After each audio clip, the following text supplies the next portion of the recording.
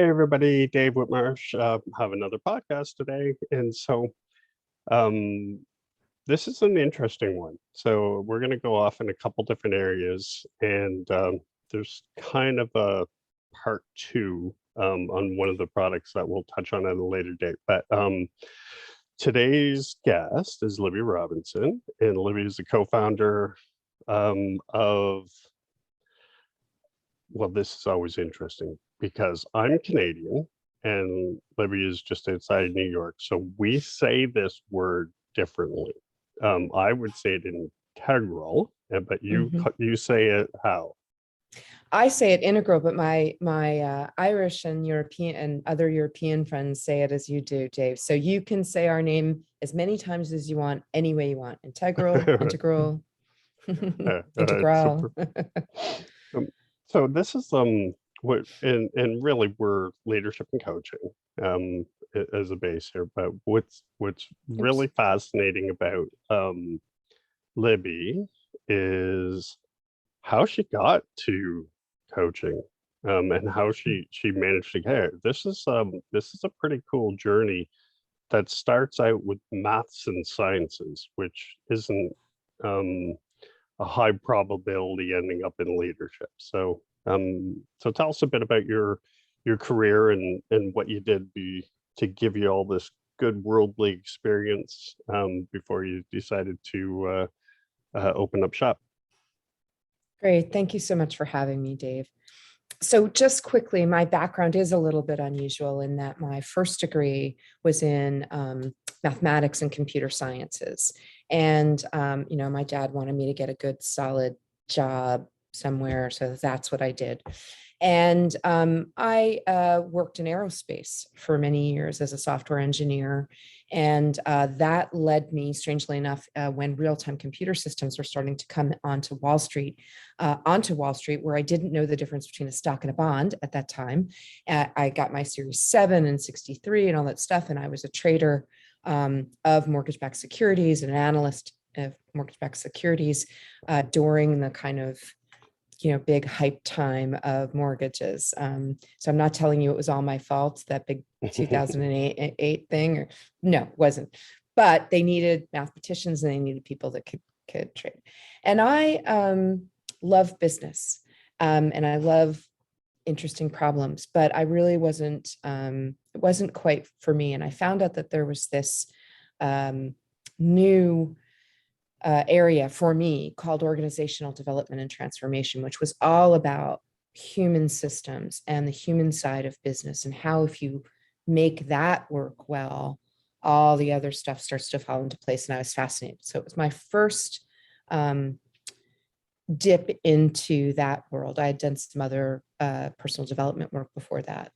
And so I did a master's many, many years ago. And I've been coaching for 26 years. So I've been a master certified coach since 2009 and have run Integral since 2005.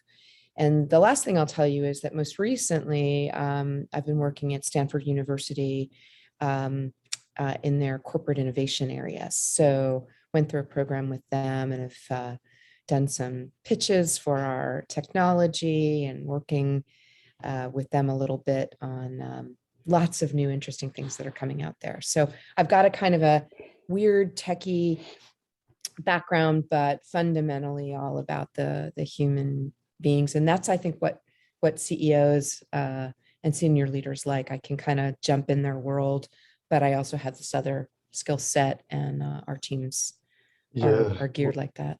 Well, it makes a big difference to have some business experience, right? And so you can Absolutely. kind of understand where they're coming from. Um, but going cross country, to work out to be involved in Stanford is a little interesting. And have you met the OD guru, Dr. Jeffrey Pfeffer? Or, I have not personally. He runs a particular class that I wasn't a part of, but I have been with the dean, Sarah Sewell, and some of the other professors out there. And in fact, I was very happy that we they were interested, Stanford was actually interested in using our product, Backfeed Plus. We're still in conversations about that, but we won the Pitch Fest out there at Stanford for that. And by the way, if anybody's listening, they have a great program called LEAD, LEAD, which is a 18-month to 2-year program out there that almost anyone can get into. You just have to apply. Fascinating. You can get to access many of the resources and the people that are coming through, the students that are coming through from all over the world, from amazing companies. So that in itself was worth its weight in gold. All right, cool. Very cool. And so, so you've also, so all this coaching and work that you've done, because I know that you spent a lot of time in France, right? Was this when you came back from France, or was Integral open while you're in France too? So it opened in 2005. So I was in France then, and but we have, just so that your listeners don't think that I'm just a single entity here, over the course of the last 26 years, we have curated about 250 coaches, consultants, facilitators, and designers worldwide that work with us in about 15 or 16 different languages, so that with a transformational bent, and I'll talk a little bit about that in a minute. So really looking at how to help leaders navigate this kind of post-COVID world. It's a different world, and it's no longer sufficient to just be intellectually brilliant. You must have social, emotional, political, compassion skills in order to be effective and be really successful individually, collectively, and systemically. So that's what we bring to the table. And at the micro level of this, that we talk about helping leaders understand how to manage energy and attention. And we start by saying, first, you have to learn how to manage your own energy and attention. And these are, mindfulness, tricks. We talk about the secret Jedi Knight tricks of leadership. And so these things, they might look like soft skills, but it's really slightly different than, it's not a competence that you can train. It's a way of being. It's a way of noticing yourself as a leader, then a way of noticing yourself as a team, collectively, and a way of being able to notice what shifts in your organization at a cultural and structural level. So this is what we bring along with, our work kind of just dealing with trauma. So one of the things that we did during the very first kind of waves of COVID was to go out to our extended tribe, as we call it, and stockpile a whole bunch of coaching hours, pro bono coaching hours for first responders, and create these places called Safe Space for Leaders, and Safe Space for Educators, and Safe Space for first responders, Safe Space for Neighbors, we even did. So there's an idea that there's a different, we need to think about what we do in leadership and transformational work a bit differently now. And so most people think of coaching and leadership as being the C-suite or the SVPs in organizations. Is that where you're finding most of the work that you guys are doing, or do you have a bit of a trickle down effect throughout organizations? We like to start at a relatively senior level. Not sometimes the C-suite is less coachable to start. So you might want to start. We've often started kind of with the COO of a region, and really looking at his or her teams, and then scaling from there. I've been really pleased. There's a global professional services company that started kind of in the middle and really brought our work all the way out all the way to individual contributors, and really working with these ideas of energy and attention, and had phenomenal results with that. So you can start anywhere. The important thing is to start and to have a clear understanding of what you're bringing. This isn't just to make more widgets faster. And if that's what you're trying to do, we're not your company. But if you're about looking at organic systems, not mechanistic systems, and you're looking at, even I have a friend of mine at the Center for Systems Awareness, Roger Burton, they're really looking at compassionate systems. And that doesn't mean, oh, everybody's just wonderful and we'll all give you a chocolate medal. No, but how do you make systems that are resilient enough to handle individual difficulties and yet get the energy and attention? And this isn't with pulse surveys or engagement surveys or things like that. This is about authentic conversation, and how do you really have people that want to not just give you their best at 100% forever and ever and ever, and then you squeeze them out like a lemon and throw them away. How do you get them to be vibrant and available and interested in just, being the best they can possibly be within your organization and outside your organization? And contagious, right? Like, it's amazing. Absolutely. It's amazing what a good solid team member will do, that's got their, that's running in the right direction. People will just streamline right behind them. Absolutely. So teaching leaders, so often leaders get caught. Well, I had somebody who was saying, she's just not grasping what I need. And I'm like, well, she thinks she's being clear, but she's like, well, it's obvious she needs to do this, this, and this. I said, I would have had no idea that you wanted me to do that. Like, how would she? I'm not a mind reader.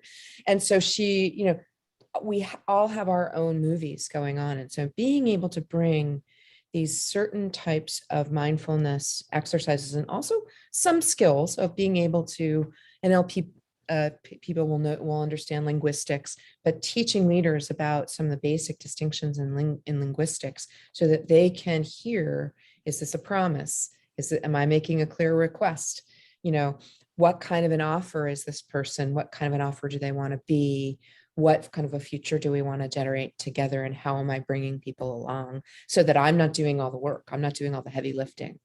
And I think that there's real opportunity in this kind of post-trauma to reinvent what we say leadership is, and even the kind of the way we think of leadership and where it comes from. Mm-hmm. And how much did your business, how much did you have to shift your business when COVID came along? Or what? There's so many companies, and I help market some of them, that really had to position or adapt. And how did you guys find the market? Yeah. So we did two things. I would say we really had a kind of a roller coaster 2.5 years, and that we had a lot of things in the pipeline that were face-to-face, and lots of, hands-on work with teams, even if they were global, but coming together with, and, all of that sort of, went kerplooey. It's a technical term. And,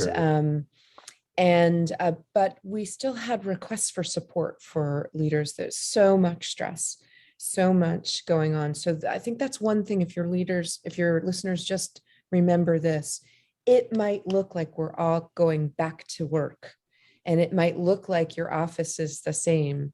It's fundamentally a different place. And so you cannot expect to operate in the same way that you did before. So understanding what's shifted for you, and that almost no one is unscathed from what we've lived through, requires some resetting of the norms. And if you don't do it consciously, your organization will do it for you unconsciously, and you might not like what happens. So there's a way of being able to intervene in a gentle way that helps people want to come back and work for you. Because right now, people have a lot of choice, and the Great Resignation, as they call it here in the United States, is not, it's not a joke. And there are a lot of people that would rather spend time at home gardening if they can, than be pushed into making something happen. It used to be that way because you kind of just got into it. There was a habit of heart and mind that happened, I think, in the 20th and the beginning of the 21st century that really wasn't helpful. So now what's next? Well, it's you're so right. That just how you speak to people, and by the fact that there's a few different generations in the workforce now, and classifications, whether they're boomers or millennials or Xers, they need to be spoken to in different manners. And Mhm. and I often wonder, my father passed away 6 years ago. He had a company, and he was the type of person that just told you to do something and you just did it. Right. Now, thankfully, the stuff he told you to do was never unreasonable, but you just knew there was rules and you knew there was consequences. It's very, very old school, right? And he had a company with 350 employees. I would love to see him dealing with what's going on in the workforce now, right? He Mhm. would have had to adapt, and truthfully, it would have just made him a better person. Mm. Um, but you have to consider who you're speaking with, and it sounds like that's probably embedded into some of the work that you're doing, right? Absolutely. And we're working with CXOs and those teams because those teams are not immune to the foibles and fables of being human. And so it doesn't matter where you are. And so there's room enough and there's space enough for this work. And I really encourage people that are in human resources, leadership development, customer experience, the C-suite. If you really want, advisory on this, post collective trauma, this is something to spend a little bit of time and money and effort on.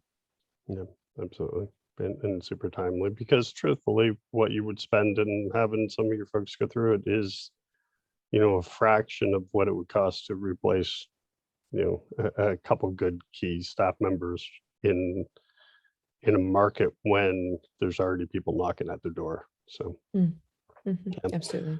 So that's one. What other things? Does the product line look like? So it sounds like you can go international in a whole bunch of different languages. I'm assuming that means you can handle nationwide as well. Now, so you have coaching and Yeah. So of course we do individual executive coaching, team coaching, group coaching, C-suite coaching. That's of course. We do bespoke, customized leadership development programs for many different industries. So that's one of the things we do. Advisory. So when if your C-suite's looking at reorgs, or even your HR is looking at, what are we trying to accomplish in our learning and development now, like kind of what are the new things that are out there and how can we really support our work. So we have that. We have a product on total wellness, where there's 12 distinctions on total wellness. But I think the thing that's most that I mentioned earlier, that one of the things that we did while we couldn't do anything was we finished the I guess the initial version of something called Backfeed Plus. And Backfeed Plus is a downloadable app. Anybody could download it now from Google Play or iStore, Apple Store. And what it is it's an app based on neuroscience for better, faster feedback. And this is like the holy grail, isn't it? People are always saying, well, I just had a coaching client, very senior banker, saying, I'm not happy and I need to give feedback and I'm too nice. And I said, well, you might want this. And so what this is it's based on research. Dr. Tessa West at NYU a few years ago did some research specifically about feedback. And the three findings, they're a little bit of a blinding flash of the obvious, the first two. The first one is it's stressful to receive feedback. It's like if somebody walks around to your cubicle and says, can I give you some feedback? You're like, body automatically goes on high alert. And we know that, but we still sometimes. The second thing is it's equally as stressful to give feedback. So that's why managers and leaders don't give enough of it, because they're like, oh my God, is Mary going to break down? Is she going to get angry? Is she going to get upset? Is she going to, misconstrue what I said? I just had an example of that just 2 days ago. And the third thing is the only time that feedback is less stressful is when someone proactively asks for it themselves. And they ask for it to a set of trusted people. It's not just random unknown people. Well, I'm a 4.2 on managing ambiguity. Who said that? I've debriefed thousands of 360-degree feedback, every different one that's on the market practically. And honestly, I am on a mission to put all of that out of business. It is bad and fuzzy data. So if you have 360s out there, the new world, I'm telling you, please don't use 360s. It does not give you what you think it gives. And most participants find it relatively unhelpful. Yeah. And everybody hates the process, the receivers, the givers, as you mentioned in 1 and 2.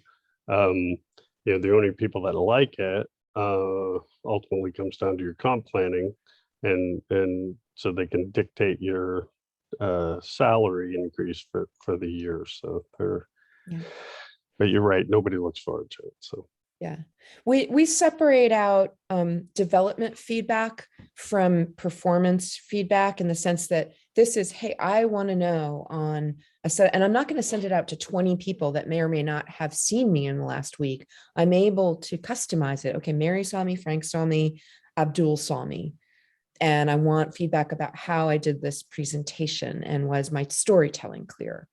And the respondents get to either type it, of course, if they want, that's okay. They can give audio, 1 minute audio, and they can give 1 minute video, and they can do that asynchronously. So they can do it when, like, in between meetings, when they have a second, that sort of thing, gives a little nudges and things like that. So, some of their time, I'd be happy to demo that for you or your listeners, because it's fun and it's easy and it's scalable. And there is definitely opportunities to be able to kind of notice. What you start to notice is, what are people asking about? What do people want more of? There's also a side of it where the raters in 360s never get feedback on their feedback. This app gives the opportunity so that people start to learn how to get better. There's 4 different kind of slices of how to give feedback. And that, folks, is what happens when you have somebody with a degree in maths and sciences. I love those little things. Yeah.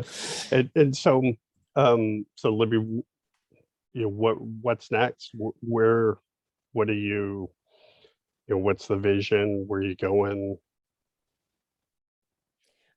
So here's a couple of things that where we're going is for our clients that are ready to crawl out from behind the Zoom screen. And I'm sorry, we're on a Zoom screen and not together, David, doing this, to start to bring leaders together. We're all about, when you're ready, call us and we can design an amazing leadership event for you that has a tail to it, that has deliverables, that's going to really start to have immediate impact on your leaders. So that's one thing. And we're all about, as much as possible, doing that face-to-face. It doesn't matter. We can have some, pre-work and podcasts and things like that. We can do all those bells and whistles, but when you're ready, and you want really amazing work, transformational leadership work, that's our sweet spot. And we can do that all over the world. The second thing is, of course, we're scaling back feed. And the third thing is, we're very committed to diversity and inclusion, equity, diversity, and inclusion. And as part of that, it's one part of that, we have a program called the Advanced Coaching Practicum. So this used to be an internal coach training program for all of our coaches to kind of hone their skills and keep coming back and learning from each other. It's been in existence for 10 years. We are now taking outside students. I am a master certified coach. We only have PCC or MCC coaches that teach in this. And we are accepting diversity scholarship applications. So last year we gave out 11 scholarships. And I'd be delighted to give you the link, Dave, for your participants. because people can get their coach certification, they can get CCEU credits.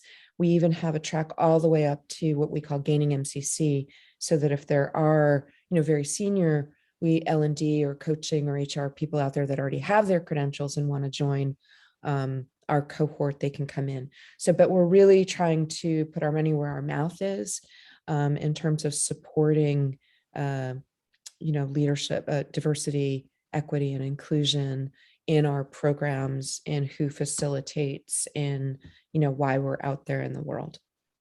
So anybody that's listening to this, if you look in the body of the description, wherever this comes from, whether it's a site or one of the social channels, you'll see a link. I'll throw a link in for backfeed. Well, I'm assuming Sure. you can do that. Send me that, Libby. Sure. And then Absolutely. this link will also be in the description. So just take a look at how you got to watching this, and you'll see ways that you can take a deeper look. Great. Yeah, I'd be happy to. Anything that I can do to help, Dave. I really appreciate that. And thank you for your time. And I look forward to talking to you more. Yeah, it's great. It's always fun to talk to you, Libby. It seems like every time I do, there's an adventure. The first time I spoke with her, there was somebody, I think, that was crawling on your roof. So Oh, that yes. was, yeah. Libby's like, I Yeah. have to go. There's somebody on my roof. I'm like, are you okay? You sure you And I want me didn't to? know who it was. That was the problem. We figured out that mystery though. So luckily it was not a burglar or something. It was a little scary though. Yeah, but So, definitely take a look. And is there I guess a company size that you prefer to work with, or that you won't work with? How about that? gosh, we've worked all over the world. I mean, I would say that you have to be big enough to have a leadership development program, Mhm. so that you put budget into that. And, but no, anybody could always reach out to me. And if we can't, for whatever reason, for pricing or whatever reason, can't work with you, I know so many great professionals. So I'm happy to make recommendations out there. So no, but we tend to work with Fortune 1000 type companies, but global as well. So we work, with some top UK banks in the pharma and medtech space, in the microelectronics space, in the professional services space, and also, believe it or not, in luxury. I say that because I don't think about luxury, but like I don't buy luxury stuff, but they seem to like us. So for what it's worth, we're really about the human side of business, and showing that investing there produces dramatic results. Very good. Perfect. Well, great having you on today, Libby. Thank you. Thanks, Dave. Take good care. Bye now.